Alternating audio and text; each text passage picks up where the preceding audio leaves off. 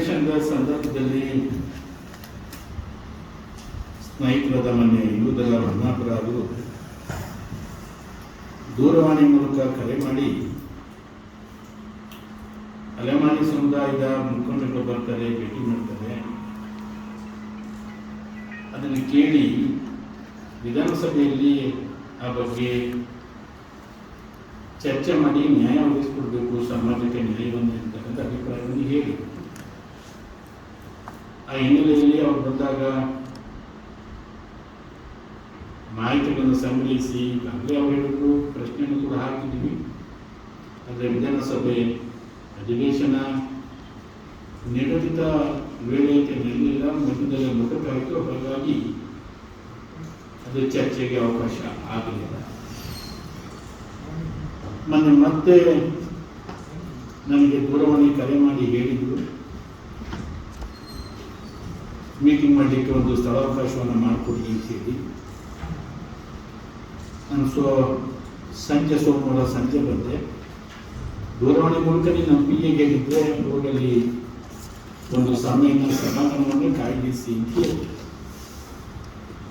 ನಿನ್ನೆ ಬೆಳಗ್ಗೆನೇ ಪತ್ರನ ಕೂಡ ಕೊಟ್ಟು ಈ ಸಮ್ಮೇಳನ ಸಭಾಂಗಣವನ್ನು ಕಾಯ್ದಿರಿಸಿರ್ತಕ್ಕಂಥದ್ದು ನಿಮಗೆ ಗೊತ್ತಿದೆ. ಒಂದು ಅಂಬೇಡ್ಕರ್ ಅವರ ಸಂವಿಧಾನದ ಮೂಲ ಆಶಯ ದುರ್ಬಲರ ರಕ್ಷಣೆಯನ್ನು ಮಾಡ್ತಕ್ಕಂಥದ್ದು.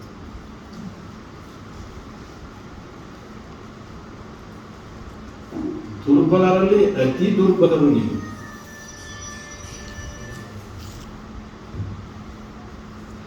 ನಿಮ್ಮ ಆಹ್ವಾನ ಕೇಳ್ತಕ್ಕಂಥದ್ದು, ಸ್ಪಂದಿಸ್ತಕ್ಕಂಥದ್ದು ನನಗೆ ಸಿಕ್ಕಿರ್ತಕ್ಕಂಥ ಭಾಗ್ಯ ಅಂತ ಹೇಳಿ ನಾನು ತಿಳ್ಕೊಂಡು,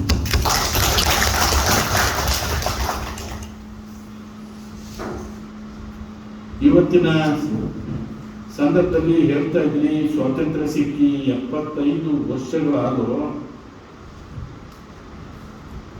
ಆದರೆ ನಮಗೆ ನ್ಯಾಯ ಸಿಕ್ಕಿಲ್ಲ ಅಂತ ಹೇಳಿ. ನಿಜ ಅದು. ನಾನು ಅನೇಕ ಬಾರಿ ಪ್ರಸ್ತಾಪ ಮಾಡ್ತಾ ಇರ್ತೀನಿ. 75 ವರ್ಷದ ಹಿಂದೆ ಈಸ್ಟ್ ಇಂಡಿಯಾ ಕಂಪನಿಯವರು ನಮ್ಮನ್ನ ಆಳ್ತಾ ಇದ್ರು, ಆಡಳಿತ ನಡೆಸ್ತಾ ಇದ್ರು. ಅವ್ರ ದಾಶ್ಯದಲ್ಲಿ ನಾನು ಈಸ್ಟ್ ಇಂಡಿಯಾ ಕಂಪನಿಯವರು ಬ್ರಿಟಿಷ್,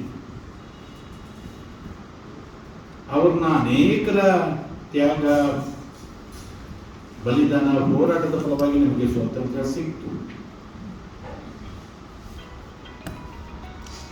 ಈಸ್ಟ್ ಇಂಡಿಯಾ ಕಂಪನಿಯವರು ಹೋಗಿ ಈಗ ಈಸ್ಟ್ ಇಂಡಿಯಾ ಕಂಪನಿಯವರು ನಮ್ಮನ್ನು ಆಡಳಿತ ನಡೆಸ್ತಾ ಇದ್ದಾರೆ. ಇಷ್ಟೇ ವ್ಯತ್ಯಾಸ.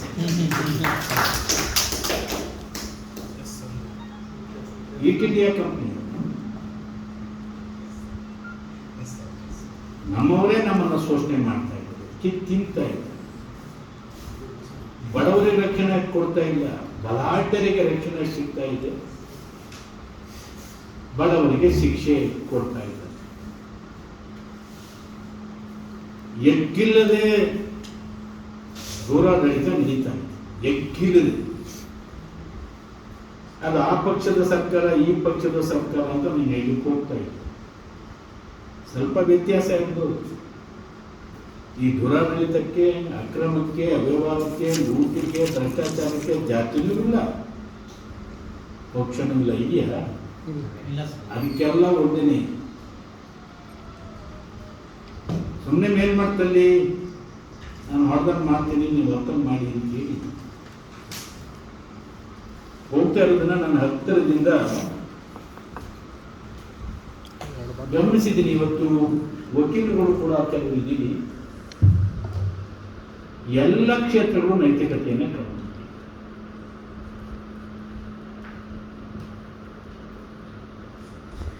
ಯಾವ ಕ್ಷೇತ್ರ ನೈತಿಕತೆ ಕಳ್ಕೋದಿರೋದು ಯಾವುದಿದೆ?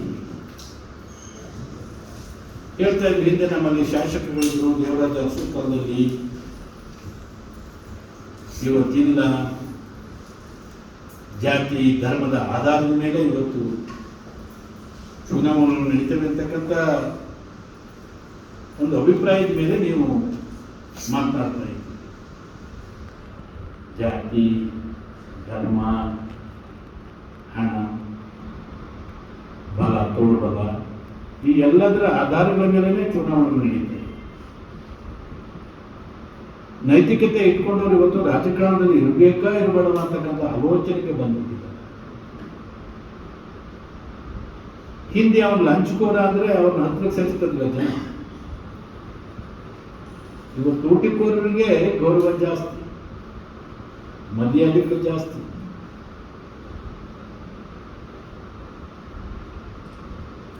ಪುರಸ್ಕಾರಗಳು ಜಾಸ್ತಿ. ಎತ್ತ ಹೋಗ್ತಿದೆ ಪ್ರಜಾಪ್ರಭುತ್ವ? ಇದು ದೊಡ್ಡ ಪ್ರಶ್ನೆ. ಆ ಪ್ರಶ್ನೆ ಬಗ್ಗೆ ಎಲ್ಲ ಚರ್ಚೆ ಮಾಡಕ್ ಹೋದ್ರೆ ಎಲ್ಲೆಲ್ಲಿಗೋ ಹೋಗ್ಬಿಡ್ತೀವಿ. ಇವತ್ತು ನ್ಯಾಯಾಂಗ ಇರ್ಬೋದು, ಶಾಸಕಾಂಗ ಇರ್ಬೋದು, ಕಾರ್ಯಾಂಗ ಇರ್ಬೋದು, ಮಾಧ್ಯಮ ರಂಗದ ಸಹಿತ್ವ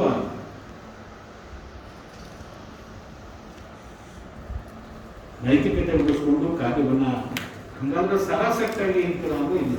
ಸರಾಸಕ್ಟಾಗಿ ಇರೋದಿಲ್ಲ. ಎಲ್ಲೋ ಕೆಲವು ಬೆರಳಿಕೆವಷ್ಟು ಜನ ಮಾತ್ರ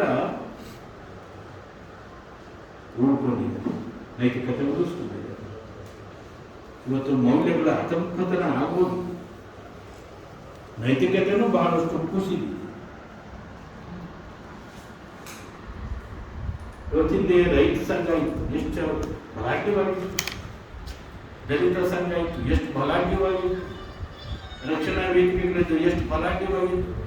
ಒಂದು ಸರ್ಕಾರವನ್ನ ಅಕ್ರಮವಾಗಿ ನಡೀತಕ್ಕಂಥ ಅಥವಾ ಅಕ್ರಮ ಮಾಡಿದ ಸರ್ಕಾರವನ್ನು ತೆಗೆದು ಒಂದು ಒಳ್ಳೆಯ ಸ್ಥಾಪಿತ ಸರ್ಕಾರವನ್ನ ಸ್ಥಾಪನೆ ಮಾಡ್ತಕ್ಕಂಥ ಸಾಮರ್ಥ್ಯ, ಶಕ್ತಿ ಆ ಸಂಘಟನೆಗಳಿಗೆ ಇರಲಿಲ್ವಾ? ಇವತ್ತೇ ನಮ್ಮ ಸಂಘಟನೆ ಒಡೆದು ಛಿದ್ರ ಆಗೋದು, ಸ್ವಾರ್ಥಿಗಳಾಗ್ಬಿಟ್ಟು ಕೆಲವು. ಅದರಿಂದ ಶಕ್ತಿಹೀನ, ಅನ್ಯಾಯದ ವಿರುದ್ಧ, ಅಕ್ರಮದ ವಿರುದ್ಧ, ಲೂಟಿಯ ವಿರುದ್ಧ, ಭ್ರಷ್ಟಾಚಾರದ ವಿರುದ್ಧ ಧ್ವನಿಯಿರ್ತಕ್ಕಂತಹ ನೈತಿಕತೆಯನ್ನು ಅವೇ ಕಳ್ಕೊಂಡ್ಬಿಟ್ಟು ಎಷ್ಟು ಜನ ಉಳಿಸ್ಕೊಂಡಿದ್ದಾರೆ?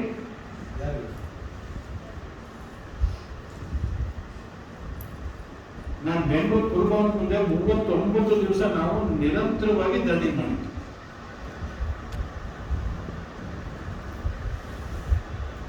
ಸರ್ಕಾರಿ ಜಮೀನಿಗೆ ಸುಳ್ಳು ದಾಖಲೆಗಳನ್ನು ಸೃಷ್ಟಿ ಮಾಡಿಕೊಂಡು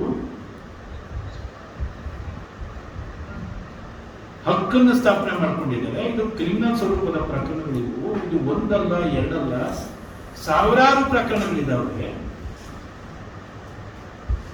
ಬನ್ನಿ ಈ ಹೋರಾಟಕ್ಕೆ ಜೊತೆಗೂಡಿ ಎಂದು ಕರ್ತೀವಿ. ನೀವು ನೋಡ್ಬೇಕು, ವೇದಿಕೆ ಮೇಲೆ ನಿಂತ್ಕೊಂಡು ವಿರಾವೇಶದ ಭಾಷಣವನ್ನು. ಒಂದು ಹನಿ ನೀರು ಕೊಡೋದಿಲ್ಲ, ನಾವು ರಕ್ತ ಕೊಟ್ಟೇವೆ. ಒಂದು ಇಂಚು ಭೂಮಿ ಕೊಡೋಕ್ಕಲ್ಲ, ನಾವು ಪ್ರಾಣ ಕೊಡ್ತೇವೆ. ಸಾವಿರಾರು ಎಕರೆ ನಮ್ಮೆಲ್ಲರ ಕಣ್ಮುಂದೆ ನಕಲಿ ದಾಖಲೆ ಮಾಡಿಕೊಂಡು ನುಂಗಿ ನೀರು ಕುಡಿದಿದ್ರು ಯಾಕೆ ಧ್ವನಿ ಇದ್ರಲ್ಲ? ಒಂದು ಇಂಚು ಭೂಮಿ ಕೊಡೋದು ಪ್ರಾಣ ಕೊಡ್ತೀವಿ.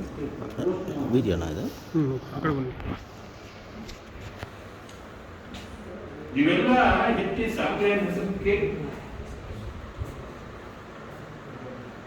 ಬಹಳ ಕಡಕ್ ಆಫೀಸರ್, ದಕ್ಷಾಧಿಕಾರಿ, ಪ್ರಾಮಾಣಿಕ ಅಧಿಕಾರಿ.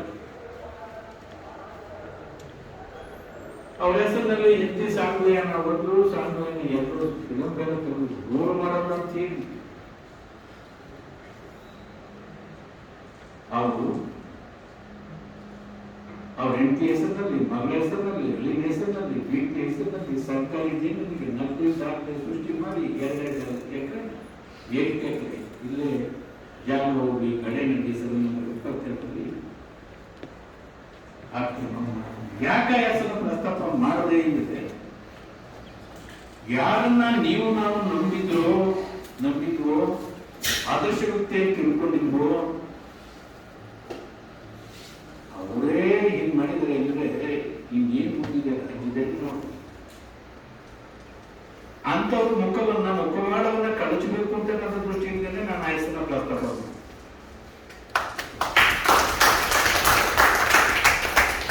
ಆ ಮುಖವಾಡವನ್ನು ಮಾಡಿರುವ ಬಹಳಷ್ಟು ಜನ, ಸಾವಿರಾರು ಜನ ಇದ್ದಾರೆ. ಆದ್ರೆ ಇವ್ರು ಮುಖವಾಡ ಹಾಕೊಂಡಿದ್ರು, ಆ ಜಮೀನಿದೆ ಅಂತ ಘೋಷಣೆ ಮಾಡ್ಕೊಂಡಿರ್ಲಿಲ್ಲ. ಎಂತಹ ಖತರ್ನಾಕ್ ಕೆಲಸ ಅಂದ್ರೆ, ಬಹಳ ನೋವಿನಿಂದ ಈ ಪದ ಉಪಯೋಗ ಮಾಡ್ತಿದ್ವಿ. ಇದು ವಕೀಲರು ಇದ್ದಾರೆ, ಆ ಪ್ರಾಣಿ ಮೇಲೆ ಹೈಕೋರ್ಟ್ನಿಂದ ಸ್ಟೇ ಇದೆ ಅಂತೇಳಿ ಒಂದು ಸ್ಟೇ ಹತ್ರ ಹಾಕಿದೆ. ಹೈಕೋರ್ಟ್ ಹೋಗಿಲ್ಲ, ಸ್ಟೇನು ಕೊಟ್ಟಿಲ್ಲ. ಸ್ಟೇ ಇದೆ ಅಂತ ಯಾರಾದ್ರೂ ಕೇಳಬೇಕಲ್ಲ, ಅದು ಖತರ್ನಾಕ್ ಬಗ್ಗೆ. ಕೊನೆಗೆ ಹೋರಾಟ ಮಾಡಿದ್ರೆ ಅದು ಸರ್ಕಾರ ವಾಪಸ್ ತೆಗೆದುಕೊಂಡು ಕ್ರಿಮಿನಲ್ ಕೇಸ್ ಹಾಕಿ ಒಂದು ಸೈಕಲ್ ಕದ್ದು ವಾಪಸ್ ತಂದ್ಕೊಟ್ಬಿಟ್ಟಿರ್ತಾಗ, ಇವರು ಸರ್ಕಾರಿ ಭೂಮಿಗೆ ನಕಲಿ ದಾಖಲೆ ಸೃಷ್ಟಿ ಮಾಡಿ ಗೋಚರಿ ದಾಖಲೆಗಳನ್ನ ಸರ್ಕಾರಕ್ಕೆ ಅವರು ಅಫಿಡವಿಟ್ ಕೊಡುವಾಗ ಆ ದಾಖಲೆನೂ ಆ ಆಸ್ತಿ ವಿವರನ್ನು ಮರೆಮಾಚಿರ್ತಕ್ಕಂಥವ್ರ ಮೇಲೆ ಕ್ರಿಮಿನಲ್ ಕೇಸ್ ಹಾಕಿ ಕೇಂದ್ರ ಸರ್ಕಾರಕ್ಕೆ ಬರ್ತದೆ. ಅವ್ರ ಪೆನ್ಷನ್ ಸ್ಟಾಪ್ ಮಾಡಿ ಅವ್ರು ಕೊಟ್ಟಿರ್ತಕ್ಕಂಥ ಮಿಲ್ಗಳು ವಾಪಸ್ ತಗೊಳ್ಳಿ ಅಂತ ಹೇಳಿ 4 ಪತ್ರ ಬರ್ತದೆ. ಮಾಡಲಿಲ್ಲ. ಬಡವರಾಗಿದ್ರೆ ಏನ್ ಮಾಡ್ತಿದ್ರಿ? ಅದಕ್ಕೆ ನಾನು ಬಡವರಿಗೆ ಶಿಕ್ಷೆ, ಬಡ ಹತ್ಯೆಗೆ ರಕ್ಷಣೆ ಇವತ್ತಿನ ಆಡಳಿತದಲ್ಲಿ ದೊರಕ್ತಾ ಇದೆ. ಒಬ್ಬರೇ ಒಬ್ಬರ ಮೇಲೆ ಇವತ್ತಿಗೂ ಕೂಡ ನಕಲಿ ದಾಖಲೆ ಸೃಷ್ಟಿಸಿದ ಮೇಲೆ ಕ್ರಮಗಳಾಗಲೇ ಶಿಕ್ಷೆ ಆಗಲಿಲ್ಲ. ಇವತ್ತು ಯಜ್ಞದಿಂದಲೇ ನಡೀತಾ ಇದೆ. ನೀವೀಗ ಸೂರ್ಯೋದಯದವರಿಗೆ ಒಂದು ಸೂರು ಕೊಡಿ ಅಂತ ಕೇಳ್ತಿದ್ದೆ ಅಷ್ಟೇ. 30, 40, 20, 30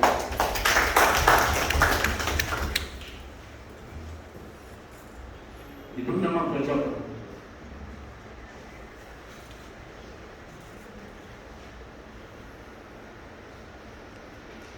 ಒಂದೊಂದ್ಸಾರಿ ನನಗನ್ನಿಸ್ತದೆ ಇವೆಲ್ಲನೂ ನೋಡ್ಕೊಂಡು ನಾವಿನ್ನೂ ಬದುಕಿದ್ದೀವಲ್ಲ ಅಂತ ಹೇಳಿ.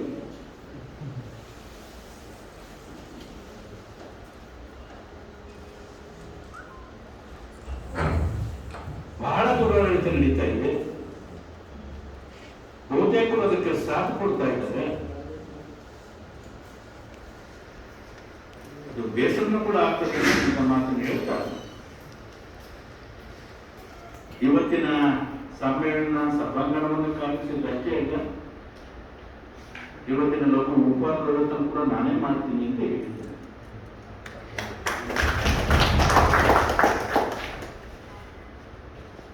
ನನ್ನ ಭಾಗ್ಯ ಅಂತ ಹೇಳಿ ತಿಳ್ಕೊಂಡಿದ್ದೀನಿ. ದೊಡ್ಡ ಪದ ಆಗಬಹುದು. ಆ ಒಂದು ಛಲ, ಆ ಒಂದು ಸಾಮರ್ಥ್ಯ, ಆ ಒಂದು ಆಸಕ್ತಿ, ಉತ್ಸಾಹ ನಿಮಗೆ ಬರಲಿ ಅಂತಕ್ಕಂಥ ದೃಷ್ಟಿಯಿಂದ ನಾನೇ ಇವತ್ತು ಕಾರ್ಯಕ್ರಮ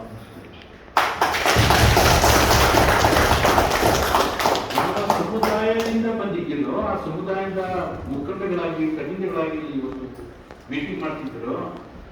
ಆ ಸಮುದಾಯಗಳಿಗೆ ನ್ಯಾಯವನ್ನು ಒದಗಿಸ್ತಕ್ಕಂಥ ದಿಕ್ಕಿನಲ್ಲಿ ನಾವು ಕೇಳಿದ್ದೆಲ್ಲ ಆಗದೆ ಇರ್ಬೋದು ಒಂದೇ ಸಲ.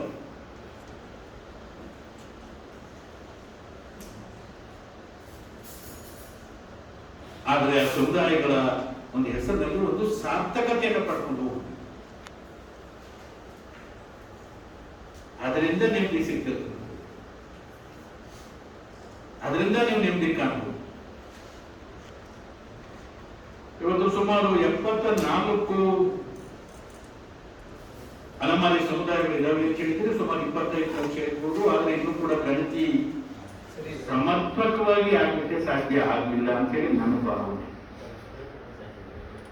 ಯಾಕಂದ್ರೆ ಅಲೆಮಾರಿಗಳು ಅಂತಂದ್ರೆ ಬಹುತೇಕ ಕೆಲವರು ಒಂದೇ ಕಡೆ ಇರೋರು ಇದ್ದಾರೆ, ವೃತ್ತಿ ಮಾಡಿಕೊಂಡು. ಕೆಲವರು ಆ ವೃತ್ತಿಯ ಮೇಲೆ ಒಂದೂರಿಂದ ಒಂದೂರಿಗೆ, ಒಂದೂರಿಂದ ಒಂದೂರಿಗೆ ಹೋಗಲೇಬೇಕು. ಈಗ ಹಂದಿ ಸಾಕಾಣಿಕೆ ಮಾಡ್ತಾರೆ ಹಂದಿ ಜೋಗಿಗಳು, ಅವರೆಲ್ಲರೂ ಒಂದ್ ಕಡೆ ನೆಲ ಮಾಡ್ಕೊಂಡು ಹಂದಿ ಸಾಕಲೇಬೇಕು, ಹಂದಿಗಳು ತೆರಿಬೇಕು. ಆದ್ರೆ ವೈಜ್ಞಾನಿಕವಾಗಿ ಮಾಡಲಿಕ್ಕೆ ಸಾಧ್ಯ ಆಗಿದೆ.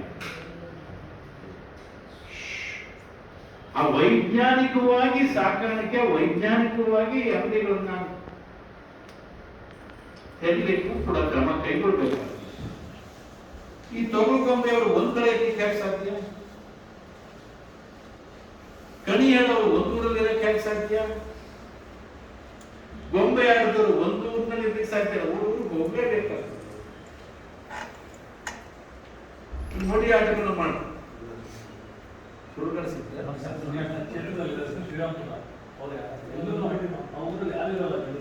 ಎಲ್ಲ ಹೋಗ್ತಾರೆ. ಆಮೇಲೆ ಯಾವ ಹಬ್ಬ ಇದ್ದಾಗ ಅವ್ರು ಬಹಳ ಚೆನ್ನಾಗಿದ್ದಾರೆ. ನಮ್ಮ ಶ್ರೀರಾಮ್ಪುರ ಬಹಳ ಚೆನ್ನಾಗಿದೆ. ಬಟ್ ಅವರಿಗಿಂತಲೂ ನಾನು ಹೇಳ್ತಿದ್ದೆ, ಮನೆ ಗೋವಳ್ಳಿ ಅಂತೇಳಿ ಶನಿವಾರ ಬರುವಾಗ 9 ಟೆಂಟ್ಗಳನ್ನು ಹಾಕ್ಕೊಡ್ತಾರೆ, ಪ್ಲಾಸ್ಟಿಕ್ ಟೆಂಟ್ಗಳು. ಅದು ನಾನು ಅವೇರ್ನೆಸ್ಕೊಂಡು ಒಂದು 4 ಗಂಟೆ ಅಲ್ಲಿ ಗಮನಿಸ್ಕೊಂಡು ಕಳಿಸಿ ಇಲ್ಲಿಗೂ ಕಳಿಸಿ ಜಾಗ ಹೋಗಿ ನಮ್ಗೆ ಏನು ಹೇಳಬೇಕು ಅಂತ ಸೂಚನೆ ಕೊಟ್ಕೊಂಡು ಬಂದಿರ್ತಾರೆ. ಬಟ್ ಬರೋ ಕೆಲಸ ಬೇಕಾಗುವುದು,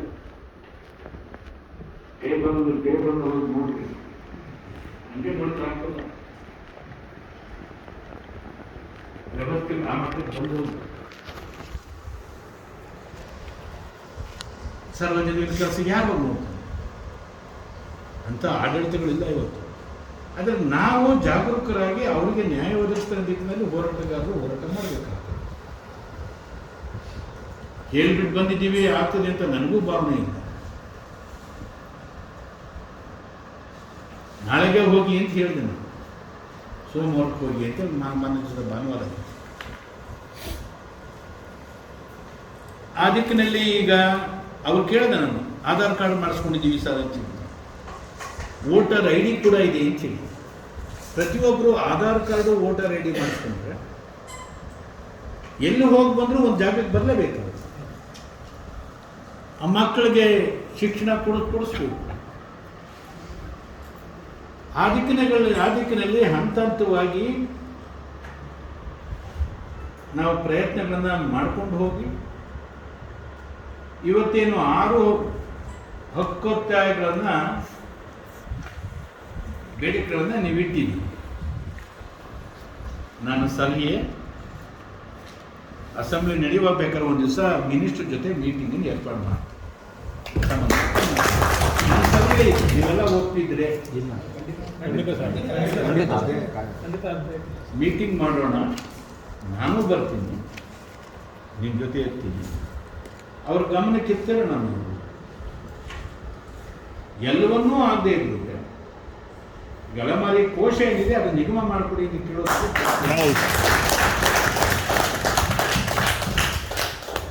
ಅಮೃತ ವಸತಿ ಯೋಜನೆಯಡಿ ನೀವು ಕೇಳಿದ್ದು ಕನಿಷ್ಠ 75 ಮಾಡಿಕೊಡಿ. ಎಲ್ಲೆಲ್ಲಿ ಹೆಚ್ಚಿತ್ತು ಆಯ್ತು. ಈಗ ನಮ್ಮಲ್ಲೇ ಒಂದು ಪ್ರಾರಂಭ ಮಾಡಿ ನಮ್ಮ ಕ್ಷೇತ್ರದಲ್ಲಿ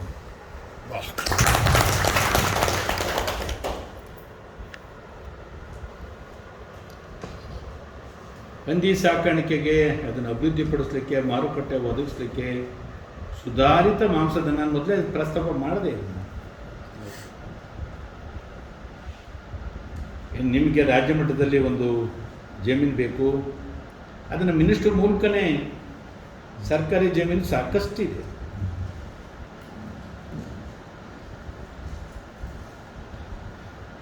ವಿಶೇಷ ಮಾದರಿ ಶಾಲೆ ಅಂತ ಕೇಳಿದ್ದೀವಿ. ಆಮೇಲೆ ಗುರುತಿನ ಪತ್ರ ವಿತರಣೆ ಮಾಡಲಿಕ್ಕೆ, ಜಾತಿ ಪತ್ರ ನೀಡಲಿಕ್ಕೆ ನಿನಾಮೇಷ ಮಾಡ್ತಾ ಇದ್ದಾರೆ. ಜಾತಿ ಪ್ರಮಾಣ ಪತ್ರಗಳನ್ನು ವಿತರಣೆ ಮಾಡಬೇಕು ಅಂತಕ್ಕಂಥದ್ದು ಕಡ್ಡಾಯವಾಗಿ ಮಾಡಲೇಬೇಕು. ಈ ಎಲ್ಲ ಹಕ್ಕೊತ್ತಾಯಗಳನ್ನು ಕೂಡ ಸಂಬಂಧಿಸಿದ ಸಚಿವರ ಗಮನಕ್ಕೆ ತರಬೇಕು.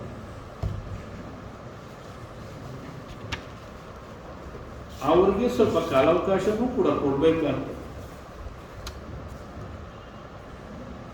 ಕೆಲವು ಕ್ರಮಗಳಿದೆ, ಕ್ರಮಗಳನ್ನು ಅವರು ಕೂಡ ಅನುಸರಿಸಬೇಕಾಗ್ತದೆ. ಅವರಿಗೆ ಅವಕಾಶ ಕೊಟ್ಟು ಹಂತ ಹಂತವಾಗಿ ಮಾಡಿಕೊಡಿ ಅಂತೇಳಿ ಮನವಿ ಮಾಡೋಣ. ಒಂದು ವೇಳೆ ಸರಿಯಾಗಿ ಸ್ಪಂದನೆ ಸಿಕ್ಕಲಿಲ್ಲ ಅಂದರೆ ಸಾಮಾಜಿಕ ನ್ಯಾಯವನ್ನು ಪಡ್ಕೊಳ್ಳಿಕ್ಕೆ ಸಂಘಟನೆಯನ್ನು ಶಕ್ತಿಯುತವಾಗಿ ಮಾಡಿಕೊಂಡು